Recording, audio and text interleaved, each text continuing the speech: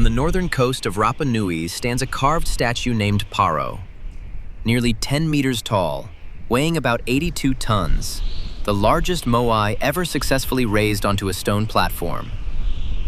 No one has ever fully explained how a population without wheels, without draft animals, and without metal tools moved a statue that size, let alone the nearly 900 others scattered across this one island. Some Moai were abandoned mid-journey along the old transport roads, tipped on their sides as if the effort simply stopped mid-step. One incomplete giant still lies in the quarry where it was carved, never freed from the bedrock, larger than anything the islanders ever actually finished. Over the next few minutes, we'll walk through the documented findings about how these statues really moved. And the strongest fact in this story isn't about the statues at all. It's about what happened afterward to the people who carved them. For nearly a century, the leading academic explanation for how the Moai reached their platforms involved logs, sledges, and enormous labor gangs dragging the statues flat on their backs across the island. Rapa Nui oral tradition told a different story, that the statues walked upright to their final positions, rocked forward step by step under their own controlled momentum. Western researchers treated this as folklore for decades, a colorful legend rather than a literal engineering description. That dismissal is worth sitting with on its own. A documented oral history, held for generations by the descendants of the people who actually carved these statues, was set aside as myth for the better part of a century before anyone thought to test it. Here's what we actually know now. In 2012, researchers Terry Hunt and Carl Lipo built a precise concrete replica of a Moai still sitting along one of the island's old transport roads, matching its shape, its forward lean, and its center of mass down to the proportions of the original. Using 3 ropes and a team of 18 people, they rocked the replica side to side in a walking motion, moving it roughly 100 meters in about 40 minutes without it ever touching the ground. It moved upright, swaying and stepping forward exactly as Rapa Nui's own oral history had always described. Footage later aired by National Geographic, turning a decades-old dismissal into a demonstrated fact. What made this possible wasn't brute force. It was design. The Moai, still positioned along the transport roads, share a distinctive D-shaped base and a forward lean of somewhere between 5 and 15 degrees. A shape that does nothing useful for a statue standing still, but turns out to be close to ideal for controlled rocking. Finished statues at their final platforms, by contrast, have flat bases and no lean at all, because by the time they arrived, they no longer needed to move. That distinction, invisible unless you're comparing transport phase statues to finished ones, is the detail that quietly turned a myth into an engineering explanation. That's where most explanations of the Moai stop. But the quarry at Rano Raraku holds a detail that rarely makes it into the tidy version of this story. Still attached to the volcanic bedrock, there is a statue researchers call El Gigante, never finished, never separated from the rock it was carved from. If completed, it would have stood somewhere around 21 meters tall, and researchers have estimated its finished weight anywhere from roughly 140 to well over 200 tons, depending on the method used to calculate it. Even the walking technique that moved Paro would almost certainly have failed at that scale. Many researchers suspect the carvers knew this, that El Gigante was less a failed transport attempt than a monument to ambition that outran the technology available to move it. If the kind of story that quietly overturns a decades-old assumption is the kind of thing that interests you, this channel builds its entire catalog around exactly that pattern, so it might be worth staying subscribed for whatever turns up next. The walking method solves one puzzle, but it opens another. Moving an 82-ton statue like Paro with rope and rhythm is one thing to demonstrate on video. Organizing the labor to do it repeatedly for hundreds of statues across kilometers of uneven terrain is another question entirely. Exactly how many people such an effort required at scale, and how the work was coordinated without any written records to plan it, has never been demonstrated by any current study.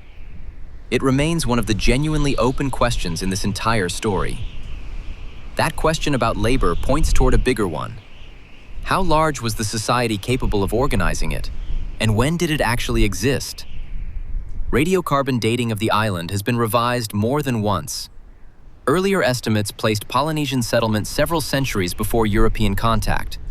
More recent analyses, including work led by Hunt, push the date forward, with some researchers now proposing arrival as late as the 1200s. If that later date holds, the population had only a few centuries, not many, to grow, carve hundreds of statues, and decline. A far more compressed timeline than the traditional story assumed. That compressed timeline is exactly where the disagreement starts. The traditional account, popularized by geographer Jared Diamond in his book Collapse in 2005, describes Rapa Nui as a case of self-inflicted ecological catastrophe. A population that grew unchecked, stripped its own palm forest bare for statue transport and canoes, and collapsed into resource scarcity, internal warfare, and starvation, all before Europeans ever set foot on the island. It's a tidy story, it's dramatic, and it's the version most people have actually heard. Officially, that explanation is often treated as settled. The problem is that a growing body of archaeological and genetic evidence doesn't support it. Here's the detail that doesn't fit. Archaeological surveys have found no clear evidence of a population crash before European contact. No mass graves, no sudden shift in settlement patterns, none of the widespread signs of war and famine the ecocide narrative predicts. Genetic research on skeletal remains, including analysis cited by anthropological geneticist Lars Fehren-Schmitz, has likewise failed to turn up the demographic collapse the traditional story requires.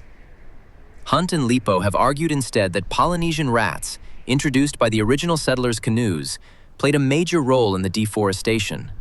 The rats simply ate palm seeds faster than the trees could reproduce, a slower and far less dramatic process than mass deforestation by human hands alone. So if the island wasn't dying before Europeans arrived, what actually caused the collapse most people associate with it? The documented trail picks back up in 1722, when Dutch explorer Jacob Roggeveen became the first European to record contact with the island, arriving on Easter Sunday, which is how it got its European name in the first place. Contact brought diseases the population had no prior exposure to and no immunity against. It also brought something far more direct. In the 1860s, Peruvian slave raiders arrived by ship and captured roughly 1/3 of the island's remaining population, hauling them off to work in mainland Peru under conditions most did not survive. That should have been close to the end of the story. It wasn't. The handful of islanders eventually repatriated brought smallpox back with them, and the outbreaks that followed left the island's population at only around 110 people by the 1870s, a fraction of whatever it had been at its height. Whether that height was a few thousand people or considerably more than that is itself disparity, with published estimates spanning an enormous range and no single figure holding up as the accepted consensus among archaeologists working the site today. No one disputes the second half of this story. The disease and the slave raids are documented in ship logs, mission records, and population counts taken at the time by outside observers. It's the first half that causes the argument. Whether Rapa Nui had already weakened itself ecologically before Roggeveen's ships anchored offshore, or whether the population was still relatively stable right up until European contact triggered the collapse almost entirely from outside, is a question actively debated among archaeologists today, and the physical evidence on the ground has not settled it either way. This is where the Moai stop being a curiosity and start being evidence of something else entirely.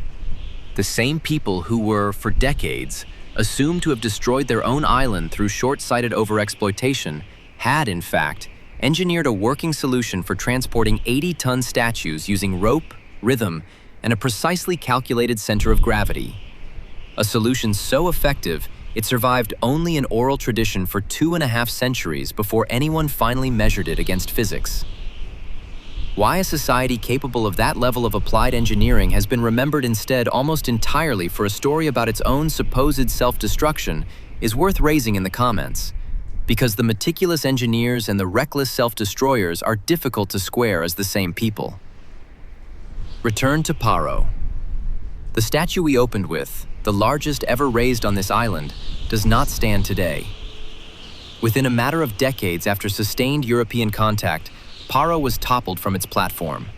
and it still lies broken in two, face down at Ahutepitokura, exactly where it fell. What's actually documented is the transport method behind statues like it. Rope, rhythm, a forward-leaning D-shaped base, confirmed against physics in 2012. What remains unresolved is the human story surrounding it. How large the workforce needed to be, how the population's numbers actually moved before and after contact, and how much of the island's fate was written by the people who lived there versus the ships that arrived afterward. Rapa Nui sits at the intersection of two things people tend to want simple: an engineering mystery and a story about a civilization's fall. The engineering mystery, it turns out, had a demonstrable answer, tested with rope and a concrete replica on camera. The fall did not, and the surviving evidence suggests it may never resolve into the single clean narrative most documentaries still repeat. What the population actually numbered at its peak before any of this began remains an open figure with no agreed answer among the people who study it. A detail easy to overlook, and the one this story never quite quarters.